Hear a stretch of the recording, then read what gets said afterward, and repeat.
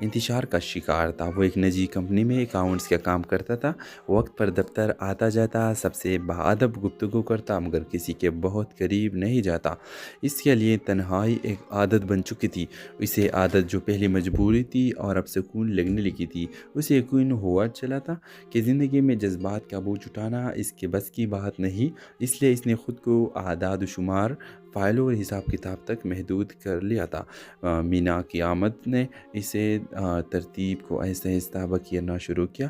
وہ اسی دفتر میں بطور ٹیم لیڈر آئی تھی، پر اعتماد، سلجھی ہوئی اور گہری سوچ رکھنے والی لڑکی۔ اس کی باتوں میں بے جا شوخی نہیں تھی مگر الفاظ میں وزن تھا۔ پہلے ہی میٹنگ میں اس نے سمیر کو خاموش محنت کو نوٹ کر لیا تھا۔ وقت کے ساتھ وہ اکثر اسے کام کے بہانے بات کرنے لگی تھی اور سمیر نے محسوس کیا کہ کوئی پہلی بار اس کی خاموشی کو نظر انداز نہیں کر رہا بلکہ اسے سمجھنے کی کوشش کر رہا ہے۔ ویورز دن گزرتے گئے اور کام کی گفتگو ذاتی باتوں میں بدلنے لگی۔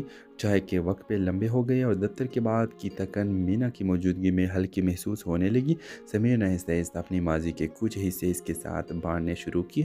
وہ رشتہ جو ٹوٹ گیا تھا، وہ اعتماد جو بکھر گیا تھا اور وہ خوف جو اب تک اس کے دل میں موجود تھا۔ مینا نے کبھی سوالوں کا فوجار نہیں کی، بس سنا، اور یہی سننا امیر کے لیے سب سے بڑی تسلی بن گئی۔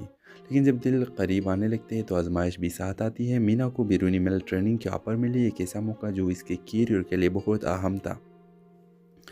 یہ خبر سمیر کے لیے خوشی اور خوف دونوں کے لے کر آئی۔ وہ جانتا تھا کہ اسے مینا کو روکنے کے کوئی حق نہیں، مگر یہ بھی حقیقت تھی کہ اس کے بغیر دن پھر سے خالی ہو جائیں گے۔ مینا بھی اسی کشمکش میں تھی، ایک طرف خواب اور دوسری طرف وہ رشتہ جو بغیر کہے بہت مضبوط ہو چکا تھا۔